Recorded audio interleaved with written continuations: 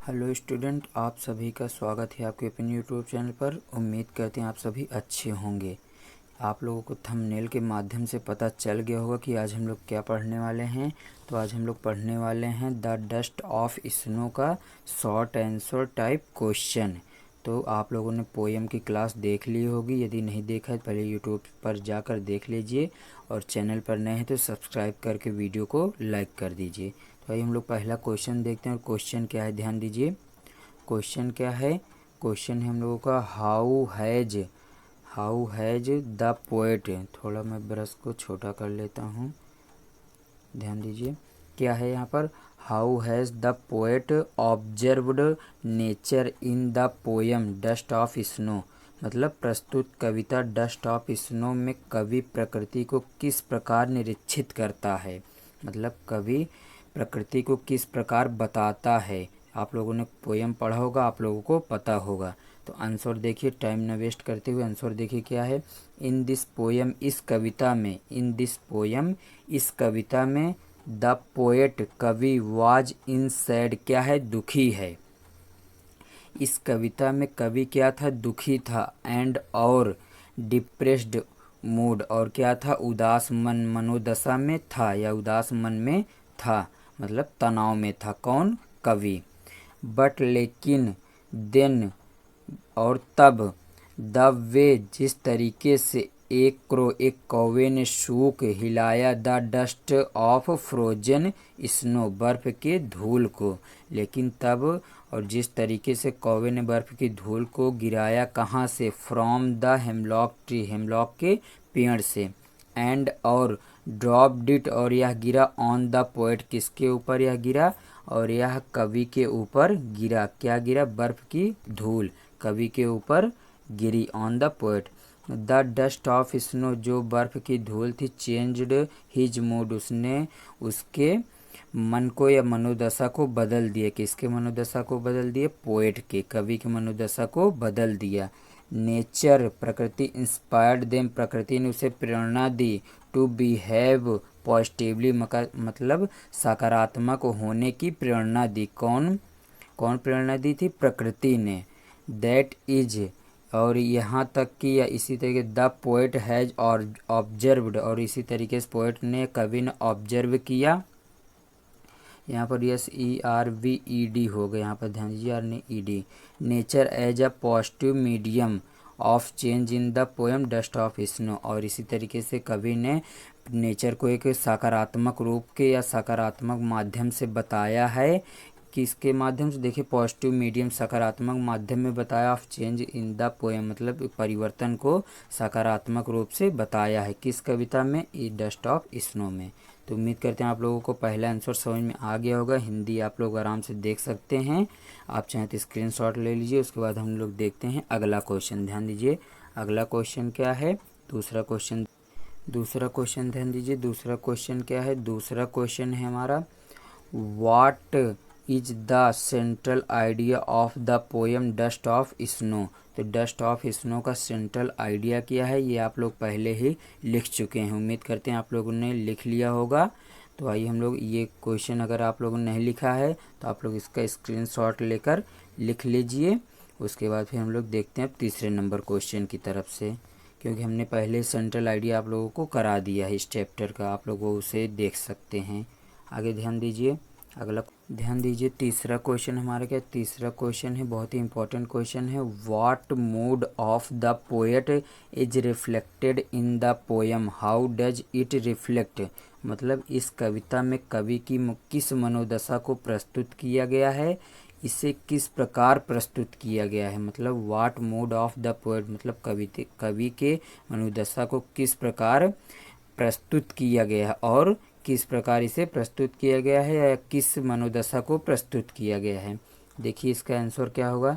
इसका आंसर हो जाएगा, इसका आंसर होगा the mood off the poet. जो कवि का मूड है या मनोदशा है, कवि का मनोदशा अपीयर्स, दिखाई देता है, प्रकट होता है।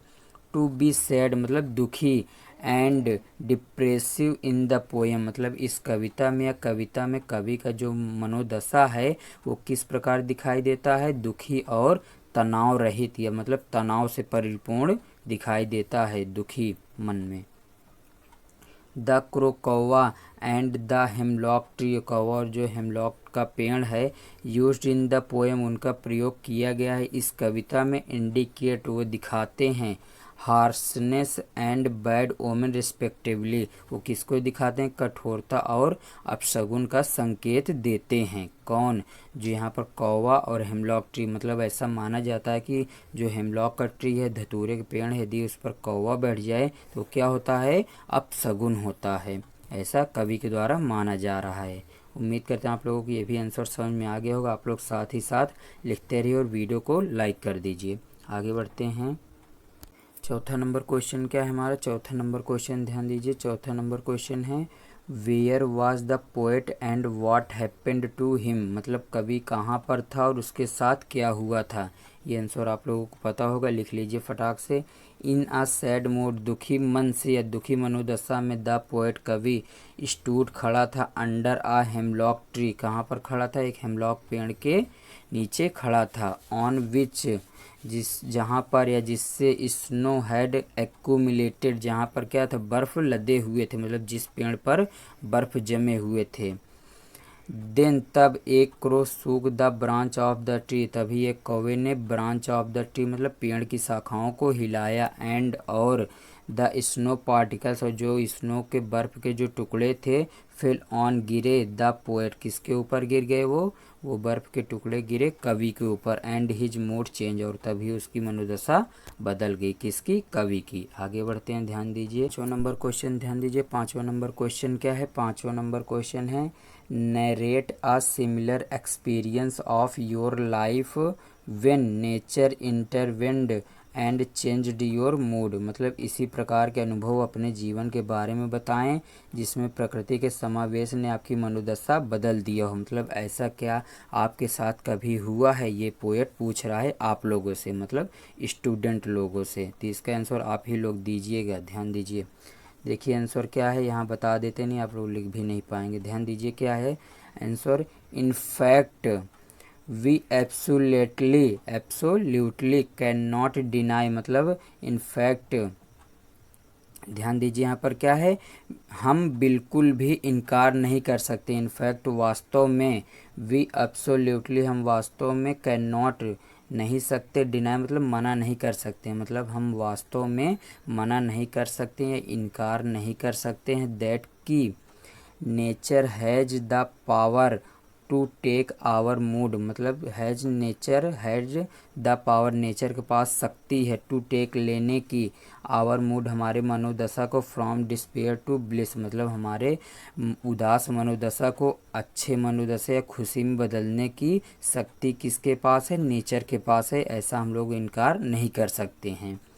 जस्ट एज, जैसा कि nature made the poet, nature ने कवि को बना दिया हैप्पी, मतलब खुश कर दिया, इन दिस पोएम, इस कविता में, जैसा कि नेचर ने, प्रकृति ने कवि को इस कविता में क्या कर दिया, हैप्पी कर दिया, इन द सेम वे, और इसी तरीके से, व्हेन, जब, वी आर डिसपॉइंटेड, जब हम उदास होते हैं, एंड और if we go to some beautiful natural places, और जब हम उदास होते हैं और यदि किसी अच्छे स्थान पर चले जाते हैं, देन तब, द ब्यूटी ऑफ नेचर, और तब प्रकृति की जो सुंदरता होती है, मेक्स बना देती है, आवर मूड हैप्पी, हमारे मनोदशा को खुशी बना देती है, हैप्पी कर देती है। दिस वुड हैव हैपेंड, और यही प्रसन्नता टू ऑलमोस्ट एवरीवन, और लगभग सभी के साथ होती है, सो इसलिए in answer to his this question, और इसलिए इस क्वेश्चन का आंसर ये हो जाएगा, क्या लिख सकते हैं हम लोग, ध्यान दीजिए, you can write your personal experience, और इस तरीके से हम लोग अपने पर्सनल एक्सपीरियंस को बता सकते हैं। आप लोग चाहें तो इसकी हिंदी भी देख सकते हैं। अगला क्वेश्चन ध्यान देते हैं, ध्यान दीजिए अगला क्वेश्चन क्या है, अगला क्वेश्चन है यहाँ पर, ध्यान देते हैं, क्वेश्चन नंबर 6 है, क्वेश्चन नंबर 6 है, और देखते हैं क्वेश्चन नंबर 6 क्या है। Who was composed the poem Dust of snow, what does the poet teach us through this poem, मतलब इस पोएम के कंपोजर कौन हैं। द स्टॉप स्नो जो पोएम है इसके लेखक या राइटर कौन है, पोएट इसके कौन है। Who does the poet teach us through this poem, और इस पोएम के माध्यम से कवि हमें क्या सिखाना चाहता है। ध्यान दीजिए आंसर क्या हो जाएगा, लिखिए the poem Dust of snow, जो पोएम है dust of snow by Robert Frost, किसके द्वारा लिखा गया, रॉबर्ट फ्रॉस्ट के द्वारा लिखा गया है, उनके द्वारा प्रदर्शित किया गया है। सोच दिखाता है अस हमें टू अप्रिशिएट प्रशंसा करना है, इवन द स्मॉल थिंग्स जो छोटी वस्तुएं होती हैं, दैट की we take for guaranteed in life जिनकी हम लोग उपयोगिता कम समझते हैं, मतलब अपने जीवन में जिनकी उपयोगिता या अपने जीवन में जो छोटी चीज़ें होती हैं उनकी भी उपयोगिता बहुत ज़्यादा होती है।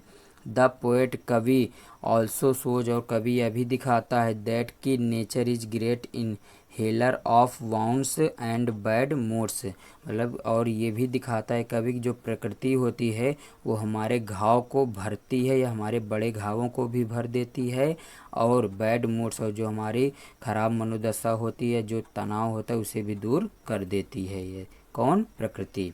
आगे ध्यान दीजिए क्वेश्चन नंबर 7, क्वेश्चन नंबर 7 और ये लास्ट क्वेश्चन। यदि आप लोगों ने अभी तक चैनल को सब्सक्राइब नहीं किया है तो सब्सक्राइब कर लीजिए, वीडियो को लाइक कर दीजिए। क्वेश्चन नंबर 7 देखते हैं क्या है। How has the poet observed nature in this poem Dust of snow, तो ये आप लोग पहले भी पढ़ चुके हैं, फिर से एक बार पढ़ लीजिए। तो किस तरीके से कवि ऑब्जर्व करता है किसको, नेचर को, किस तरीके से कवि नेचर का अनुभव करता है इन दिस पोएम, इस कविता में, कौन सी कविता में, डस्ट ऑफ स्नो में। ध्यान दीजिए the poet has observed, poet या कवि ऑब्जर्व करता है या ऑब्जर्व कर चुका है नेचर किसको, प्रकृति को, एज ए पॉजिटिव मीडियम, एक सकारात्मक माध्यम में, ऑफ चेंज फॉर हिम, मतलब जो उसके लिए बदलाव का कारण बनी थी, कौन, प्रकृति। दिस पोएट द पोएट कवि हैड बीन इन पेंसिव, कवि क्या था, कवि दुखी में था, पेंसिव मतलब होता है दर्द या दुखी में था, मूड दुखी मनोदशा में था, इन द पोएम इस कविता में। नेचर गेव हिम, नेचर ने या प्रकृति ने उसे दे दिया, गेव हिम उसे दे दिया, द इंस्पायरेशन प्रेरणा to behave in a positive manner, क्या करने के लिए, एक सकारात्मक व्यवहार करने के लिए, सकारात्मक माध्यम में व्यवहार करने की प्रेरणा दी, कौन दी, प्रकृति ने दी। तो हम लोगों का क्वेश्चन यहाँ से शॉर्ट कंप्लीट हो गया, अगले वीडियो में हम लॉन्ग आंसर कर लेंगे। उम्मीद करते हैं आप लोग वीडियो अच्छा लगा, वीडियो अच्छा लगे तो अपने दोस्तों के साथ शेयर कर दीजिए और सभी को इस टॉपर्स बैच के साथ जोड़ लीजिए। ये आप लोगों का टॉपर्स बैच बहुत ही इम्पॉर्टेंट है। यदि आप लोगों को वीडियो की क्वालिटी कम लग रही है तो वीडियो की क्वालिटी आप लोग 360 पर करके देखिए, अच्छी दिखाई देगी। धन्यवाद।